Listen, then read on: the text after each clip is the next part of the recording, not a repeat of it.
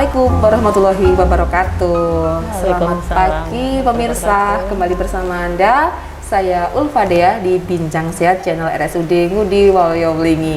Dan tetap tidak lupa saya untuk mengingatkan semua pemirsa di rumah dimanapun juga Anda berada, di masa pandemi ini tetap utamakan untuk menjaga kesehatan dan protokol kesehatan dimanapun Anda berada. Pakai masker, jaga jarak, mencuci tangan dengan bersih dengan air mengalir dan juga sabun antiseptik, mengurangi mobilitas dan juga tentunya menghindari kerumunan.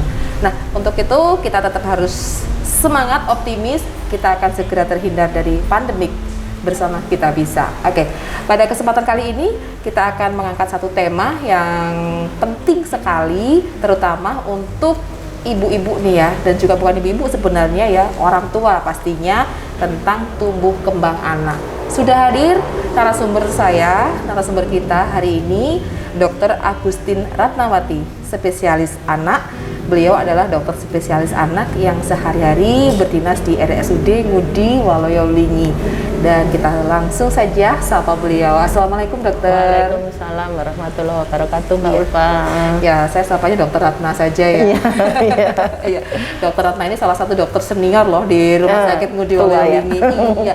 Sudah berapa tahun dok di Wlingi ya? 22 tahun. 22 tahun, lumayan ya, 2 dekade lebih, dan pastinya turut serta untuk mengawal tumbuh kembang ya untuk anak-anak yang ada di Kabupaten Blitar dan sekitarnya tentunya yang juga di Rumah Sakit Ngudi Waluyo Wlingi. Oke dokter. Nah, untuk bahasan kita di sore hari ini tentang stunting. Kebetulan memang bulan ini diperingati sebagai Hari Keluarga Nasional ya, peringatan Hari Keluarga, dan tentunya dalam satu keluarga itu pastinya nih ya akan menjadi sesuatu yang ideal, keluarga itu sehat dan bahagia. Nah, kalau sekarang sehat dulu ya dok ya. Ya sehat dulu karena pandemi. Ya, yang sekarang harus sehat dulu. Nah, dalam tumbuh kembang anak tentunya. Nah, kita sering mendengar istilah stunting nih dok. Nah, mungkin sore hari ini bisa disampaikan oleh dokter Ratna apa sih sebenarnya stunting itu dok? Stunting definisinya dulu ya Mbak Ulfa ya. Iya. Definisi stunting menurut medis dulu ya. Iya. Berarti stunting itu adalah stunted. Stunted itu perawakan pendek. Perawakan pendek di mana kalau diukur dengan grafiknya kita, panjang badan atau tinggi badan. Kalau panjang badan itu kurang 1 tahun, kalau tinggi badan lebih dari 1 tahun. Panjang badan atau tinggi badan dibanding umur kurang dari 2 standar deviasi. Jadi ada grafiknya ya. Ya, ada rumusnya seperti itu.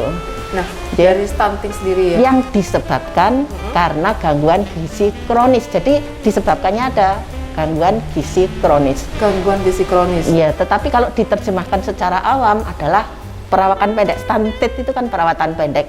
Jadi anak itu pendek dibanding dengan anak-anak yang umurnya sebaya dia gitu. Gitu ya. Kan untuk di Indonesia sendiri untuk kasus stunting gimana dok? Mungkin secara nasional ya. Iya, kalau di dunia nomor 3. Banyak juga ya. Paling banyak. Terlepas dari rasnya masing-masing. Ketika memang kalau ras di Kausia mungkin lebih tinggi, di Asia lebih pendek, itu terlepas dari situ ini memang banyak juga yang terjadi.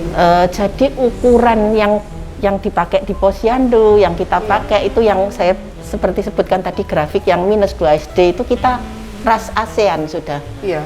Tetapi saat ini sebenarnya kita itu sudah berupaya, bukan saya maksudnya, profesor-profesor saya yang di atas sana itu sudah membuat grafik nasional. Nah, itu sudah jadi, beliau sudah mengumumkan, alhamdulillah sudah jadi kita grafik nasional kita untuk ukuran Indonesia seperti standar itu. Indonesia. Ya, standar Indonesia. Rata-rata Indonesia ya, itu berapa sih tingginya? Yang masih akan dipakai untuk tahun-tahun ini akan diumumkan, tapi beliau sudah mengumumkan itu bahwa sudah jadi untuk standar Indonesia itu. Iya. Ya, jadi nanti kita tidak pakai standarnya orang lain. Jadi kita benarkah stunted atau benarkah stunting itu kayak gitu. Oke, nah stunting sendiri itu disampaikan dokter Ratna sendiri itu dari awalnya memang ada perburukan gizi ya. Nah, kalau misalnya stunting itu asalnya itu terjadi karena apa sih dok itu? Jelas karena makanan ya. Jadi pertama kali yang terjadi pada anak stunting itu, sebelum stunting itu ada terjadi weight faltering, gangguan bertumbuh ya, weight faltering. Itu ditandai dengan berat badan yang tidak naik. kan ada posyandu kita. Mulai lahir begitu ya? Iya, sejak mulai lahir, sejak dalam kandungan pun. Jadi berat badan tidak naik sesuai dengan targetnya, maksudnya itu. Iya. Jadi bukan sekedar tidak naik atau naik tapi tidak sesuai targetnya, itu juga sudah disebut weight faltering atau stagnan. Misalnya bulan ini beratnya 6 kilo, bulan depan 6 kilo kan stagnan. Iya. Bulan ini 6 kilo, bulan depan 6 kilo 2 on kan tidak mencapai target. Nah, itu sudah disebut ini weight mulai faltering. dari awal ketika bayi dilahirkan dengan berat berapapun atau ada ini nih? Ada kriteria. Ada kriterianya Ya, gitu. ya. Gitu. Jadi berat badan bayi itu ada standarnya. Dia cukup bulan, beratnya harus di atas atau sama dengan 2.500 gram. 2.500 gram itu cukup bulan ya? Ya. Itu sudah, berarti kalau untuk yang kriteria apa namanya prematur tidak masuk di kriteria ini ya, kalau untuk berat badan kurang gitu? Iya, ya kan ada kelahiran prematur ya. Antara lain kelahiran prematur itu disebabkan karena ibu gizinya kurang, infeksi yang berulang. Ya, Dok, itu nanti kan bulat di situ. Prematur itu akan menyumbang stunting yang akan datang lah, wes bulat gitu. Iya. Seperti itu. Oke, Dok, dari berat badan dulu tadi dia. Iya. Berat badan lahirnya ketika kurang, kemudian untuk pemantauan selanjutnya kayak gitu, Dok. Nah, makanya justru itu, kalau prematur misalnya untuk mengejar berat badannya kan selalu ASI. Iya. ASI diberikan. Harus ASI ini, Dok ya, tetap makanan terbaik untuk bayi. Iya, secara umum seperti itu, Mbak Ulfa, tapi secara khusus tidak juga. Harus ASI itu berarti kalau dia nilai kalorinya kan kurang. Iya. Padahal untuk menaikkan berat badan si bayi yang baru lahir ini perlu kalori yang lebih tinggi. Ditambahlah sesuatu yang membuat dia kalorinya menjadi lebih tinggi. Jadi namanya penambahan kalori untuk ASI gitu loh. Itu ditambahkan di ASI-nya atau ditambahkan di ASI-nya? Ditambahkan di ASI-nya yang mau diminum bayi. Harus terukur betul kebutuhan. Ada dosisnya. Seperti itu. Iya. Sebenarnya jadi nggak ada alasan lagi dong ya untuk mengatakan bahwa nggak ada harusnya. Ini sudah, ya sudahlah kamu nggak ada. Jangan sampai seperti itu. Tidak ada kata menyerah pokoknya kita ini. Iya, nah kalau sudah seperti tadi ketika sudah dipantau kemudian mungkin baru lahir ya, dia beratnya tadi di bawah 2.500. Sebenarnya idealnya bayi itu kenaikan berat badannya berapa sih tiap bulan gitu, Dok? Kalau 0 itu juga ada grafiknya, saya juga nggak hafal-hafal banget. 0 sampai 3 bulan itu perharinya 30 gram per hari. Per hari 30 gram ya? Kalau 1 bulan kurang 1 kilo mungkin ya? 900. Ada rumusnya lagi untuk 1 bulan 2 lbs atau 2 pounds. 2 pounds itu 1 pounds itu saya lihat sekitar 450, jadi 900 gram lah dalam 1 bulan. Makanya dari kalau lahir bulan depannya tidak seperti itu, ya berarti kan tidak mencapai target, Mbak Ulfa. Kita harus sudah mencari kenapa gitu. Jadi tidak dibiarkan saja, oh tidak apa-apa, tidak boleh kayak gitu. Makanya kader-kader juga sudah diberitahu. Sudah kemarin kan kita pelatihan langsung oleh profesor yang ahlinya dari Jakarta, Prof. Damayanti. Blitar ini kader diikutkan, dokter umum diikutkan. Jadi beliau itu pengennya itu semua itu bisa mendeteksi yang namanya weight faltering. Jangan stunting dulu, stunting wis rodok telat gitu loh. Iya. Berat badannya dulu berarti ya. Jadi penting sekali untuk rutin ya memantau perkembangan tumbuh kembang anak, terutama di berat badannya. Dan di pastinya harus awal-awal ke posyandu ya. Cara neteknya gimana, bener apa salah, nutrisi ibunya bener apa salah, dari posyandu itu sudah dilatih seperti itu, tapi tidak terus-terusan.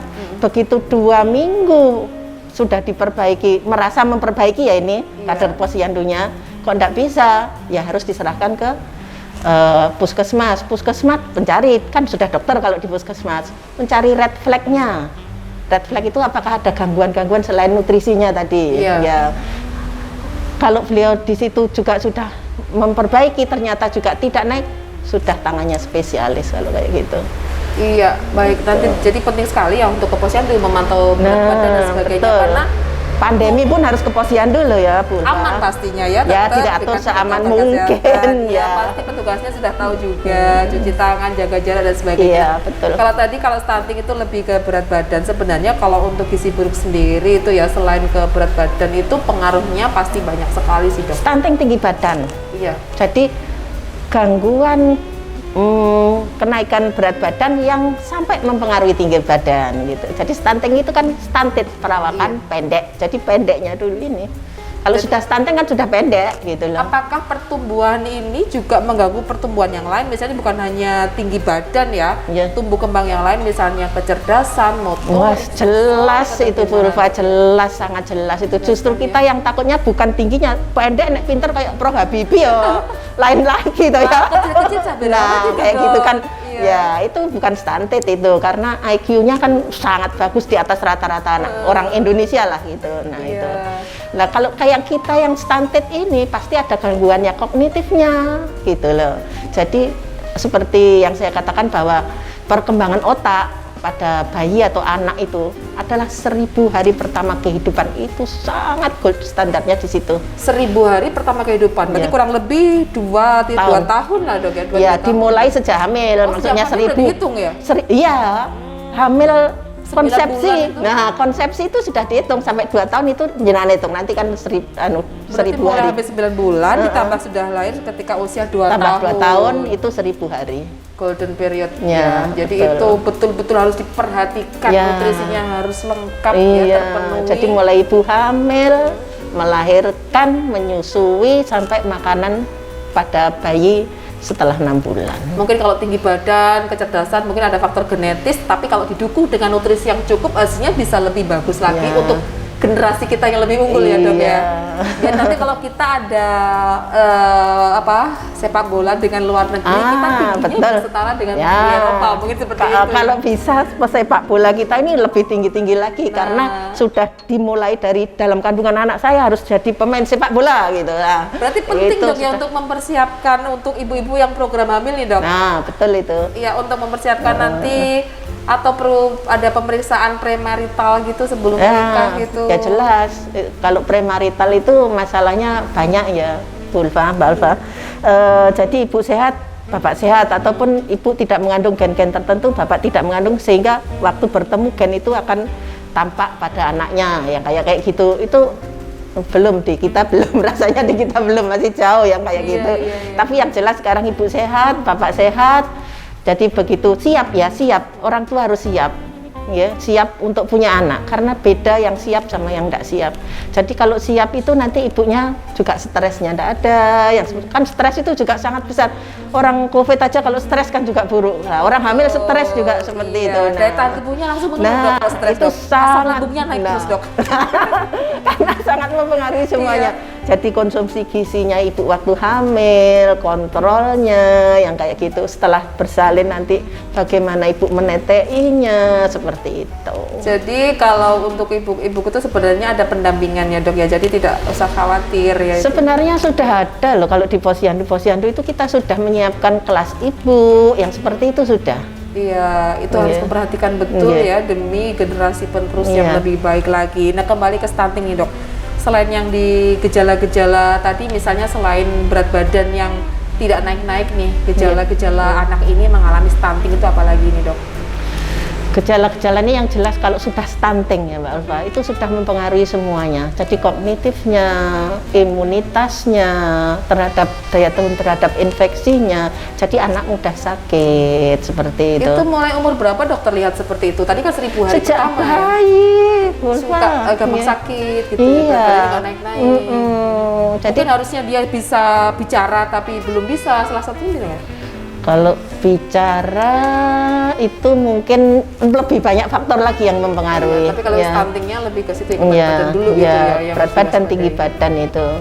Iya, itu gejala-gejala stuntingnya dok, sudah harus mulai waspada begitu. Iya, kalau berat badan tidak naik sebelum terjadi stunted sudah harus waspada, jangan sampai stunted. Jadi sudah weight faltering namanya, gangguan pertumbuhan ya, itu kita perbaiki gizinya. Yang seperti saya katakan tadi, kalau ibu misalnya melahirkan, berat badan putranya 2700 kayak gitu ya, dalam 2 minggu dia berat badannya 2750. Nah, kan ditanya bagaimana meneteinya, bagaimana konsumsi gizi ibunya, seperti itu.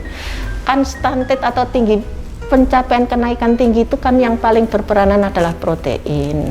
Ya, jadi karbohidrat, lemak, protein itu adalah makanan utama dari anak-anak. Jadi ya kita seperti itulah, layaknya seperti itu. Jadi ibu itu kalau hamil tentu porsi proteinnya juga harus lebih tinggi. Protein hewani loh ya, bukan Protein nabati. hewani, ya. Jadi kita ndak membicarakan yang apa itu Ulfa, yang ndak makan hewan-hewan. Vegetarian, jangan bicarakan yang itu dulu. Kalau hamil sebagian jangan vegan dulu ya, Dok, ya. Vegan dulu, jangan yang kayak pertumbuhan yang bagus untuk janin yang dikandungnya. Begitu menetei juga harus protein hewani lah. Di kita kan ndak seperti itu. Ibu melahirkan ndak boleh makan yang amis-amis. Nah, nanti katanya yang kata itu kata ini yang kayak gitu. Nah itu yang ini salah. Mitos saja sebenarnya sih, lah, mitos-mitos seperti itu yang harus kita hapus dari masyarakat sebenarnya. Jadi sudah harus banyak makan protein hewani. Nanti terus cara neteknya gimana? Apakah sudah benar? Jadi konseling cara menetei yang benar. Kalau berat badannya tidak naik, tapi belum terjadi apa-apa. Kok 2 minggu juga tidak terjadi perubahan. Nah, yang ke puskesmas tadi. Terus yang saya katakan akhirnya kalau toh tetap tidak bisa diperbaiki, ya harus ke dokter spesialis. Ada apa ini asinya? Apa perlu ditambah susu yang lainnya seperti itu? Apakah ada gangguan? Yang macam-macam lah. Nah, ini mungkin yang harus kita sampaikan kepada masyarakat ya, bahwa untuk baik selama hamil dengan menyusui itu diperlukan gizi dan nutrisi. Jadi sebaiknya dipenuhi, tidak ada ya kata oh kalau makan ini nanti bikin lukanya lama kering kan, atau kecuali kalau memang ada faktor alergi mungkin ya, Dok ya. Nah betul, kita harus membedakan ada faktor, jangan digebiah ya semuanya, enggak boleh kayak gitu. Biasanya kalau di daerah itu cuma boleh makan ini loh, Dok, nasi sama apa ya, sama bawang goreng ya, kayak gitu, basah-basah tutu-tutu enggak boleh. Mungkin sama sayur boleh untuk melancarkan air susu ibu. Lancar sih, tapi nutrisinya nggak ada. Gitu ya. Jadi yang bagus itu harus lancar juga. Jadi makan itu harus proporsional ya, ada sayurnya, ada protein hewaninya, protein nabati, ada karbohidratnya, seperti itu.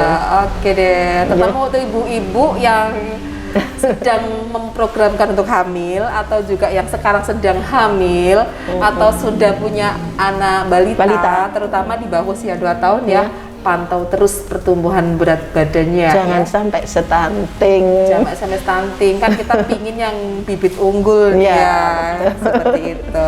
Kan kita itu hidup untuk anak kita, artinya anak itu masa depan kita, anak itu. Betul. Jadi kita nanti kalau sudah itu akan menggantungkan pemimpin kita ya anak kita, nanti cucu kita ya, jadi kita itu membangun generasi yang akan datang itu menjadi lebih baik. Kalau dia gizinya baik, ininya baik, pengasuhannya, jadi kan nanti dimasukkan yang keimanan, yang kayak gitu kan lebih mudah. Insya Allah jadi pemimpin yang amanah. Amin. Nah, luar biasa ya obrolan kita di sore hari ini tentang tumbuh kembang anak. Nah, sekarang kita kembali ke tumbuh kembang anak. Jangan khawatir, di RSUD Ngudi Waluyo-Lingi ada poli tumbuh kembang anak, dokter. Betul, ya. Buka tiap hari. Buka setiap hari. Mulai dokter Senin spesialis anak. Dokter spesialis anaknya sudah ready setiap hari, siap untuk konsultasi apapun masalah, terutama tentang perkembangan anak ya. Di situ juga ada terapi-terapi mungkin untuk anak yang mengalami gangguan tumbuh kembang. Gimana, Dok, di sana? Iya kan, gangguan tumbuh kembang itu terapinya nutrisi. Jadi di sana mungkin konselingnya ya, Bu Ulfa, konselingnya bagaimana. Jadi anak misalnya berat badannya kurang, harus berapa kalori tiap hari yang masuk, seperti itu ya. Dihitung sama dokternya, atau perlu susu khusus yang untuk menaikkan berat badan. Dihitung juga sama dokternya nanti. Susunya apa, beda-beda tiap orang. Makanya kalau anak ya sebenarnya siapapun yang sakit itu antara satu orang dan satu orang itu pasti berbeda. Makanya itulah perlunya bertemu dengan dokter langsung. Jadi setiap orang, oh anak saya kemarin dikasih seperti ini, kamu juga seperti itu, enggak bisa. Harus ketemu dokternya sama apa enggak, itu loh.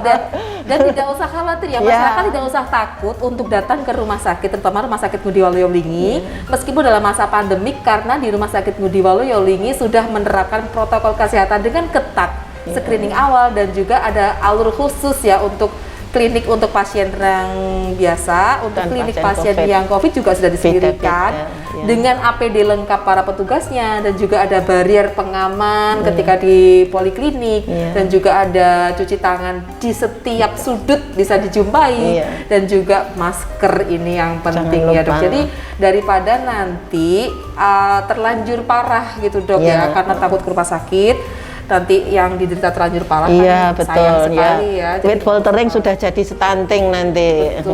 Jadi sudah weight faltering itu sudah harus mulai berkunjung apa yang harus dilakukan, nanti evaluasinya bagaimana. Nggak bisa sekali berobat, pasti harus berkali-kali berkunjung. Iya, lebih dini diketahui, lebih baik. Kemungkinan sembuhnya, kemungkinan tercapai targetnya lebih besar lagi. Iya. Iya, baik Dok, mungkin ada pesan-pesan untuk masyarakat kita, terutama terkait dengan stunting ini Dok, silakan Dok.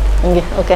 Untuk masyarakat seperti ini, jadi kalau penjenengan punya putra, kira-kira berat badannya tidak naik, atau berat badannya naik tetapi tidak sesuai target, kan jenengan punya buku KMS. Nah, Kartu Menuju Sehat. Ya, buku KMS itu bisa untuk pedoman, di belakangnya itu ada grafik pertumbuhan anak. Jadi kalau berat badannya sudah tidak naik, ya sebaiknya langsung konsul di posyandunya ke kadernya. Kalau kadernya memang tidak mampu, nanti dikonsulkan ke dokter umumnya. Dokter umumnya di sana juga akan mencari apakah penyebab tidak naiknya berat badan sekedar asupan gizinya ataukah ada penyakit penyertanya. Kalau penyakit penyertanya tentu diobati. Kalau hanya karena kekurangan gizi, nanti ibu-ibu akan diberitahu kalau berat badan sekian, umur sekian, ini yang harus dimakan seperti ini gitu. Jadi berapa kalori karbohidratnya berapa, protein hewaninya berapa, sayurannya berapa. Jadi untuk porsi makanan anak balita itu sepertiganya itu terdiri dari protein hewani ya. Untuk bisa anak itu tumbuh, artinya tingginya, beratnya pun naik, tingginya pun juga akan naik sesuai dengan targetnya, seperti itu. Jadi jangan takut-takut. Misalnya ibu-ibu sekarang ini modern lah istilahnya ya. Jadi pure labu, pure kentang yang kayak gitu. Oh, brokoli, anak saya makannya pure kentang dan brokoli. Loh ya tidak cukup seperti itu. Harus ada protein hewaninya. Jadi jangan apa ya? YouTube itu juga bukan panduan. Kita di YouTube juga. Tapi ya lihat gitu Dok, ketika mencari literasi ya, padahal apa ya? Kita belum tahu juga di media sosial itu kan banyak sekali berita dan kadang itu hoax antara baik beneran itu rancu sekali. Ya seperti untuk itu. Informasi yang paling tepat pasti datang langsung ke ahlinya dong ya. Ya betul. Lebih baik datang langsung konfirmasi bener apa enggak info-info yang seperti ini. Kalau enggak ya segeralah berubah, maksudnya itu, jangan bertahan di info yang salah. Oke gitu. Dokter Ratna, terima kasih banyak sekali ya ilmu-ilmunya di sore hari ini dan pastinya bermanfaat sekali untuk pemirsa kita yang ada di rumah. Dan tetap untuk pemirsa yang di rumah, untuk Anda yang mungkin ingin menyampaikan pertanyaan ataupun juga ingin mengangkat suatu tema apa untuk acara Bincang Sehat, bisa ditayangkan di nomor ini gitu ya. Ya, oke, Dokter Ratna, terima kasih sekali untuk waktunya di sore hari ini dan mudah-mudahan Dokter Ratna sehat selalu. Amin. Ya, dan juga salam sehat untuk teman-teman semuanya di rumah. Jangan lupa untuk RSUD Ngudi Waluyo di channelnya di subscribe and like, dan juga follow di Instagram @rsudwlingi. Pastinya informasi kami senantiasa memberikan yang terbaik untuk Anda. RSUD TV senantiasa memberikan informasi yang edukatif dan juga inspiratif. Terima kasih Dokter Ratna. Terima kasih. RSUD Ngudi Waluyo melayani sepenuh hati. Wassalamualaikum warahmatullahi wabarakatuh.